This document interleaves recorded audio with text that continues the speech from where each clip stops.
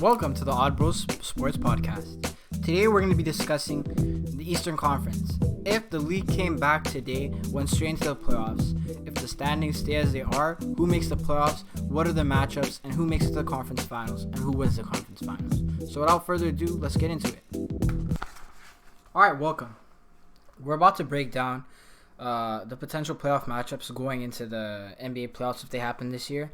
And we're just assuming that they're going to go straight into the playoffs and not have like a couple more games that everyone just gets reseeded and everything like that. We're just assuming the standings stay as they are and everybody makes the playoffs in their current seeding and the matchups are going to stay as they are. And so that's how we're going to start. We're going to go from 1 all the way down to 8 pertaining to their matchups. So 1 versus 8 and so on and so forth. So Daniel, let's start.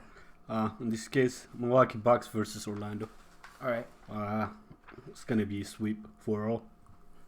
They don't have the ability to stay in the game with the Milwaukee. Milwaukee can shoot from outside, a better defensive team. Giannis, there's no way they can match. They can find a person can match up with Giannis. So they don't have, like, when you think about Orlando, they don't have a player that can go get a bucket for you, right? Yeah. Some can say, Ross can get you 20 points, but he's hot and cold, right? The game can give you 51 points, and there's for a couple months you don't see him. Like, he give you 2 points, and they're not a good defensive team, even though on paper they are a good defensive team. No, on paper say that, but when you see them play in the game, maybe they're lacking the scoring ability to keep up with the team. Yeah, it's because they can't score. Orlando's biggest weakness is, as good as their defense is, they can't score. Yeah, they just can't score. They can't shoot from outside. They don't have between games. So it's gonna be a sweep. I agree with you. I don't have too much to add. I don't want to say this, but I think the bottom 2 teams in the East aren't really playoff teams. Like, Brooklyn isn't a playoff team. I'm gonna be honest with you. They're not. So that's the next one. We'll get there. We'll get to that. But for now, on Orlando, they have good defense. Jonathan Isaac is an outstanding defender. Aaron Gordon has the ability to be a great defender. But his shooting ability is inconsistent. Yeah. They lack a true playmaker to really open things up for the team. Markel Fultz might be that in the future, but he's not that right now. Yeah, he's far, far away from. He's not that right now. He is a good defender, though. For the point guard, he's a good defender. He have the size. Yeah, so from all the way 1 through 5, they have great defenders, especially Jonathan Isaac right now. Outstanding defender. But the problem is, even with Jonathan Isaac, he gets injured. They need a person that can get them, when you're in a tight game, somebody you can throw the ball, get you a couple bucket, to keep you in the game. They don't have a player like that. They don't have that. Fournier can't do that for you. No. Aaron Gordon can't do that for you. He's inconsistent. Vujic can't do that for you. Yeah, you can't depend on him on the defense side. He can get you a couple bucket, but on defense, he could be, so the next one, we got Raptors versus Brooklyn Nets. Probably 5 games, if not a sweep. I'll say 5 games. I give Kyrie a bit of respect, but 5 games at the most.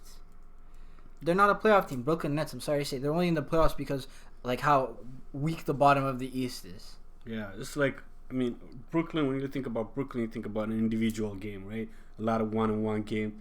On defense, they're not a good transitional defensive team. They depend on most of their scoring is on shooting from outside. Yeah. Right. So, in Toronto being a great defensive team, right? They're great on transition. Yeah, right? They're good at stealing the ball as well. Yeah, so they have a great one-on-one defender. They can put multiple players on you, right? They can give you different looks. So, they're versatile. So I don't think, in my opinion, Brooklyn can even win 1 game. Right, I just give respect to Kyrie because out of respect, he might make one thing happen. But at the same time, with Toronto being so good at stealing the ball, right? And think about the 3 ball handlers actually that are used mostly by Brooklyn, with Karis LeVert, Kyrie Irving, and off the bench Spencer Dinwiddie. The best of them of taking care of the ball is Spencer Dinwiddie, and he's seen his role diminish because of. But if you put Kyrie in, he's going to defer the ball to Kyrie.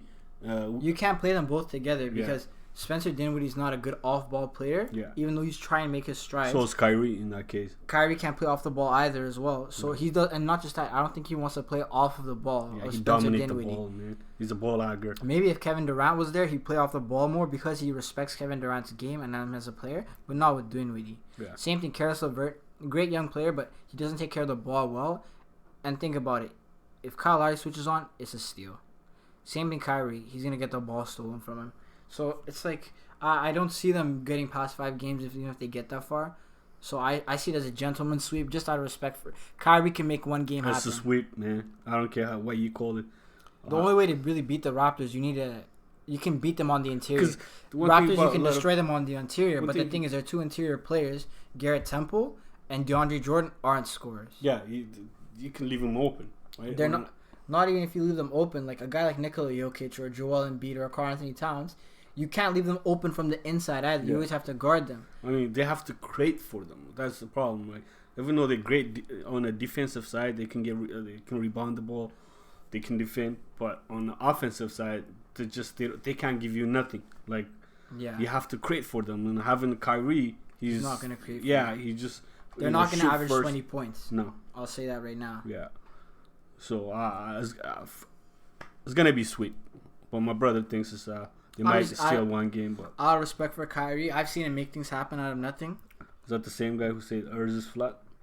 Yo, crazy people do things sometimes. Who knows, right? Yeah. Going to our third matchup, the Celtics and the 76ers. Boston is a better team. Yeah, I feel like this is probably a closer matchup than our previous two. It's gonna be. I give it 6 games. Yeah. But that just really just depends. Like Boston, they have so many interchangeable players, right? If you can take Jaylen Brown out, you can put somebody else that can give you at least 20 points. They can defend really good. The only way I see the 76ers winning this series is if they just defer to Joel Embiid and play through Joel Embiid. But the problem is I don't think Ben Simmons is gonna let that happen. And he's gonna clog. Like, I'm not taking away from Ben Simmons, but those two should be on the same team. I think Boston is gonna do the same thing what Raptor did last year to Philly. You know, the way they defend Joel Embiid, right? They put Marc Gasol just shut him down. I really don't see that happening this year, to be honest with you. But at the same time, you even say they might need they should get a shooting guard going to next season, right? Yeah, or even I honestly think you have to figure out who you want going forward. If you want Joel Embiid, you need to trade Ben Simmons. Who you take though? Between the two, if you're a general manager for that team. If I'm a GM, I'll be perfectly honest. As good as Joel Embiid is, yeah. Ben Simmons. If you get like a stretch 5, why though? What makes Or no, not even that. They just get a shooting guard because now you can move Al Horford to the 5 where he plays his natural position. But Joel Embiid can stretch the floor for you. But he's not a consistent floor stretcher. He's not the guy that's going to always step out. He's not like a Karl Anthony Towns, right? But if you put Al Horford at the 5, now you move Harris to the 4, which has been proven to be a knockdown shooter at the 4. He's a problem. You move Josh Richardson back to the 3, and then in the trade for Embiid, you try to get an elite shooting guard. You try to get a Bradley Beal. And now it's a hard team to beat against any team. Do you think it's because of the coach? If you remember... it's not so much Brett Brown, but it's like there's only so much you can do with those players. I remember one time Shaq and Barkley challenged him to score more, rebound more, and then he did that for a couple of games, right? Then he just, went to his usual thing, No, but it's because of the paint gets clogged with him and... Simmons. It's a lack of shooting. That's what he's saying. It's a lack of spacing, right? And the way teams play now, if you can't space the floor, even if you do score a lot, right? Or even if Joel Embiid does get his points, Ben Simmons is now a non-factor if he can't shoot, and you can't keep up. You can't keep up scoring wise. But the only thing I can think of what Boston is lacking is size in the center position, right? Yeah, so Joel Embiid causes a problem for them there. Defensively, 76ers, when they lock in, they're probably one of the best defensive teams in the league, if not the best defensive team. But it's because 1 through 5, everyone can lock you up, and they can switch. But the problem is now their consistency. They're inconsistent. I remember the game against Milwaukee. They set their own team record in 3-pointers, and they just destroyed them. Yeah. But then they can't do that on a Then consistent they basis. lost, like right after that, they lost for really a team that below 500. I forgot what team was, but they got I can't say that on right now, but PG baby. yeah. So yeah, I agree with you, man. It's gonna be a 6 game. Yeah. Boston. Like I can even if you told me the 76ers would win, I could see that happening. But with Boston now, not just that. So in their starting lineup now, Kemba Walker's a scorer. Jaylen Brown can now score, but he's really a defensive guy, right? But he can balance that with his offense. Jason Tatum, he's an offensive guy that can give you defense. Gordon Hayward, he can fill up the gaps. He can cut for you. He can shoot off the catch. He can be a secondary playmaker if you need it. Because in his time in the Utah Jazz, he was a master of all trades. He was a jack of all trades. He could do everything for you on a very good level. He might not be elite at one thing, but that's the kind of glue guy that you need. And I don't think any team has a glue guy like that on his level. But the center is their weakness. This one's going to be a tough one. Miami versus Indiana. Miami. What makes you think? Miami. Okay. Miami have a lot of weakness. I mean, they're great on defense, right? They're not that good on defense this year. They're actually much better on offense.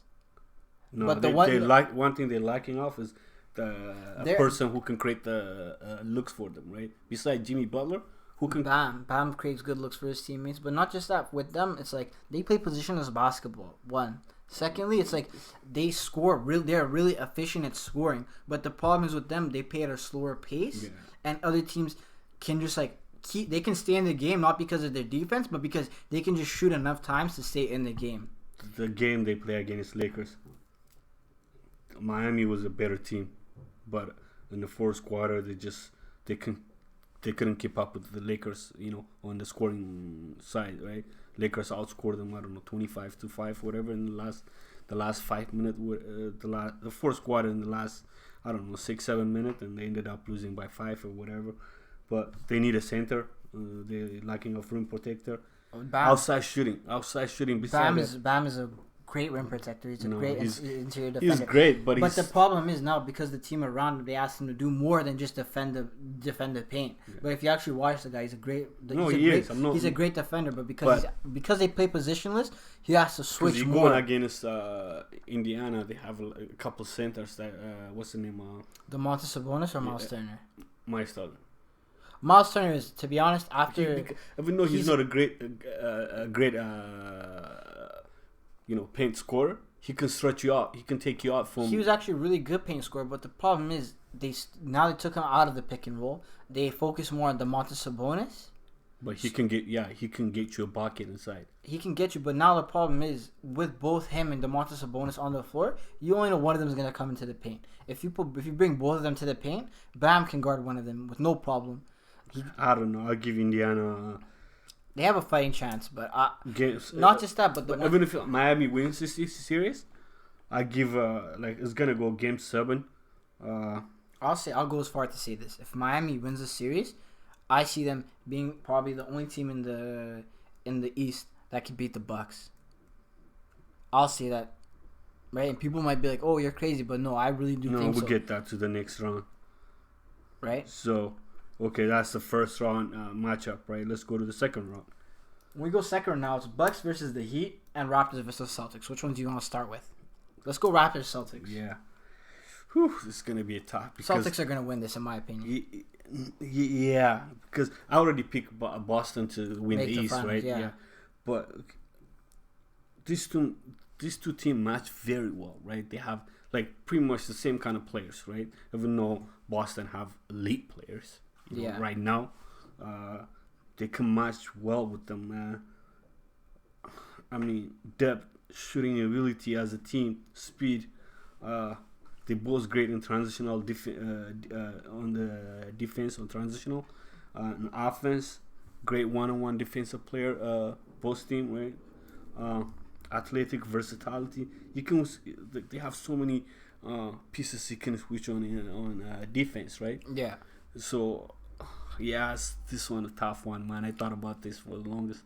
I say Boston's gonna win just because, they're more when I say they're more balanced. Yeah, they can switch between offense being a great offensive team or being a great defensive team. The one problem I've seen with them is they're not both of them in the same game. Like one game they'll be an outstanding offensive team but a mediocre defensive team, or they'll be an outstanding defensive team and an offensive. It's like the game against Clippers. Offensive team. Post game against Clippers, they were fantastic, and there's another games like with a subpar team. They just, I mean, I don't know, maybe a lack of focus, or they don't have that winning mentality yet because they're still young, right? But I don't think it has to do with that. I think right now, still kind of a new team with Kemba Walker. They lost Kyrie. They lost. Oh, thank God, man. Yeah, we can say that, but at the same time, it's like you're losing two big rotational pieces. So now they're kind of readjusting, and then but a lot of there's people Marcus say, Smart. This is my one issue. Marcus Smart is like a double-edged sword because he can keep you in the games with things he does, and he'll take you out at the same time. Against the Clippers, I believe. Like I think it was either the Clippers or the Lakers, and it was like. No, I think it was. He shot a 3-point the Lakers. He shot a pull-up 3-pointer. He's one of the worst 3-point shooters. Yeah. Like volume, he's one of the worst volume 3-point shooters in NBA history. I'm not just saying in the league right now. But he's better than last year, though. He's getting better than last year. I mean, you can put a bow tie on a piece of crap. Okay. Right? A piece of crap. You know, like I'm not saying he's a piece of shit, but I mean, like he's not good at shooting threes. Like, not to be pulling up like he's Curry. A lot of people saying this. But what he does on defense, the intangible things that he does, he gets under team skins, gets on techs, takes charges, makes steals. They kind of balance each other out. But I feel like if the Toronto Raptors beat the Boston Celtics, it's not going to be because they were a better team, but it's because of Marcus Smart. You're right. But I don't know, man. Toronto is a great defensive team. They play as a team. Like, defense... They play as a team. They communicate, and they have Marc Gasol, Serge inside, right? But they're lacking of a shooting guard, like who could keep. Yeah, so like they don't have players that can keep like. Okay, Jason Pascal can give you 30 points per game. So, like when he's really like on focus, he can give you that. And he can also defend. Even if him and Jaylen Brown even if they both just give you 22 points a game, Kemba will give you 20 points a game. That's 66 points right there. There's no three, like Pascal Siakam, let's say he gives you 25 points even. Kyle Lowry might give you 17. No, Fred VanVleet might give you 15. But it's like, you know what I mean? There's no one that can consistently keep up with them in scoring. And that's not even taking into account Gordon Hayward, Daniel Tice, and the guys they have coming off the bench. They're really great bench And who's going to defend Taco Fall? Who's going to defend Taco? McDonough. But yeah, so we give it a what? Celtics. I see Celtics in 6. And now 5. As good as Toronto. Toronto has home court advantage. So I think they can win 2 games at home. Yeah, so it's going to, they... I say they win 2 games at home. Boston steals one on the road. They win their home games, and that's a wrap. So you say 5? Or 6? I'll say 6. Giving respect to Toronto. But I still think that Boston can win 2 on the road. On the road? Or they can win all their home games. No, they're a bad team on the road, though. They can still win all their home games. Boston is a bad team on the road. They're one of the worst team on the road. I feel like maybe they're still kind of acclimating to their new kind of rotation or whatever. Yeah, because Jason Tatum from the beginning of the season, as the season progressed, you can really see the change and the growth that he's made. When he's realized, like, I think he worked out with Kobe. He participated the USA Olympic team. After that, he was talking about it yesterday. I saw the clip on All the Smoke podcast. He was talking about the what's the name? San Antonio coach. Greg Popovich. Yeah, he was challenging him to be, two-way player, right? Yeah. To be a two-way player, you have to do this, you have to do that. He was challenging not just the game on the mental part of things, right? Yeah. I'm going to get to this maybe in the next video we do when we talk about the West. But because you brought up Greg Popovich, he also said the same thing to Donovan Mitchell, who was an off-ball menace in college, but kind of forgot that coming to the NBA. But since you brought up Greg Popovich, I want to touch on that as well. Because they literally forced him to be a point guard. Option, yeah. But at the same time, I think with Boston, I think they're just a much better team. The movement, the ball movement in that team was crazy, man. I really like. Even the Raptors, like same thing. They have good ball movement as well, but they don't have a consistent shooter. As good as Pascal is, he's hot and cold. Some game he give you 36 points, another game you can't even find him. Yeah. So Boston is. I give Boston Boston is 6. 6. Yeah, Boston is 6. That's a safe pick. Okay. Miami Heat, Milwaukee Bucks. Heat in 7. I'll say it right now. Heat in 7. And the reason why I'll say it right now, because Giannis takes a big load for their team. He leads the team in both points, rebounds, and assists. Just like you pointed out earlier, Miami is a great defensive team, right? You said I don't know. I said they're a good offensive team. Okay, but in my head, if they play the way Raptors play, like it's like they pretty much copy what Detroit Pistons did to Michael Jordan, right? They just pack the paint, you know. So if you do that, because the inability for Milwaukee to shoot from outside, right? Eric Bledsoe, as good as I don't think he's a good point guard. He's a bench point guard, in my opinion. I have him as a weakness for the Milwaukee Bucks, actually. Yeah, so because that's what Toronto did last year, right? They left him alone. They double team Giannis, right? They force Eric Bledsoe to take a shot from outside, that's not his forte. But not just that. I think with the team they have now, especially bringing in Andre Iguodala. So this is what Toronto did. They pick him up early in the transition, build a wall, double team with the big guys, right? And they switch multiple defenders. So they can guard him with Iguodala. They can guard him with Bam Adebayo. Yeah. What people are really not talking about. I feel like Bam would be a horrible, horrible matchup for Giannis. Even if they just guard him straight up one-on-one with Bam and Giannis, I don't think Giannis will be as effective. Jimmy Butler, you can shut what's the name? Chris Middleton down. Yeah, not even that. If you put Jimmy Butler on Chris Middleton, you put Andre Iguodala on Eric Bledsoe, that's a wrap. That's a wrap. In my opinion, it's just Miami. Defensively, Miami is a nightmare. We didn't talk about them, like people didn't talk about them in the beginning because they implementing new players, new system, this and that, whatever. People weren't even saying they're going to be a playoff team this year. They were thinking like even if they get in the playoffs, it'll be like an 8 seed. Who? Miami.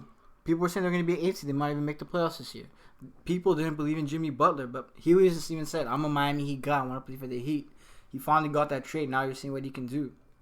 I mean, because when he was playing for Philly, that team's like offensively and offensive. They're a clunky team. No, like, disjointed in time, right? So people saw that. They say, "Well, we don't have any, we don't think Jimmy Butler can go to Miami, can turn around that team," and he did. Like, he really did, yeah. He passed the ball. He can create for others. He can guard you. You can guard your base player. His mentality, right? Like when you think about Jordan, you say he have that. Jay Crowder. I was thinking about what Jay Crowder plays for Miami Heat as well, doesn't he? Yeah, and he's a good. He's not this year. He's not been a good 3-point shooter. We'll get that out there right now. But I feel like. But in the tie games, I seen him making shot for Boston when he was Memphis. He hit a game winner for Memphis this year off an assist from Ja. Even though he doesn't have a group percentage, but in the tie game, he can get you that. Like he can make the floor, to open up for other players to operate. Like Jimmy. Yeah. He's really great in mid range, right? So you give him room to operate. So I think Miami is gonna take Milwaukee in games. I'll go. As of respect, I'll go 7. 7 games. I say Heat in 7 games. I could be completely wrong. We could both be completely wrong, and Miami could get swept. But just looking at the matchup as it is right now, on paper they look better. On paper, Miami looks like a nightmare matchup. And probably hear the underdog story, eh? Yeah. Now we got a completely unexpected conference finals between the Boston Celtics and the Miami Heat. Boston. I'll stick with my guns here, and I'll say Miami. Boston. Because now I feel like Jimmy Butler would make life a nightmare. For whom? For Jaylen Brown. At the 2 guard, he'll make it a nightmare. So how are you going to guard Tatum? You throw like Jay Crowder, Man, Andre Iguodala. All people, Even man. if you decide like, okay, He's gonna send him to retirement. Man. All right, let me make my point. Let's say they start switching on defense, right? Okay. Now you have 3 players that can guard from Jaylen Brown, Jason Tatum. You have 3 players that can guard them between Jimmy Butler, Jay Crowder, and Andre Iguodala. Think about the pick and roll between. You have Bam in the back. So Kemba Walker, if he tries to penetrate off a pick and roll, Bam's gonna swallow him whole. And then even they have a center could shoot from outside. They have Daniel Tice is not. He's not a great shooter from outside, but he can get you one. He'll get you like 1 3-pointer. What about Kelly Olynyk? He's a knockdown 3-point shooter from the center position. He's a bench player. He's not consistent. He used to play for. What do you mean he's not? He's shooting like over 40% from 3. Yeah, but you can put a small guy on him. That's it. Okay, so who are you gonna put on him, and who are you gonna leave open then? If you have him on the floor, who are you gonna leave open? He used to play for Boston. He was a great 3-point shooter. Came to Miami, same thing. I don't think you can guard. Like, you have 5 players can shoot from outside. The Boston 5 starters, they can shoot from outside. When you say shoot from outside, 5 guys, Daniel Tice will hit 1 and 5 threes. It's okay. I wouldn't say that's. It's okay. As long as he give me like 1 out of 3. So he won't give you 1 out of 3. He can. He won't. Daniel Tice, maybe. That's saying maybe, but even then, that's just a stretch. You're hoping for him to give you like that defense. That's what your main hope is with Daniel Tice on the floor. If he can even stay on the floor. Ideally, if I was Boston, the lineup I would go, I'd try to go small. I'd have Kemba at the 1, Marcus Smart at the 2, Jaylen Brown at the 3, Tatum at the 4, and Gordon Hayward at the 5. I mean, that's probably his closing lineup. That your best bet against Miami is not to beat them in a slow game of defense. You're not going to beat Miami. Boston, no. You have to beat them in a shootout. Yeah, in a high-paced game. So if you go small, that's your best chance against beating Miami.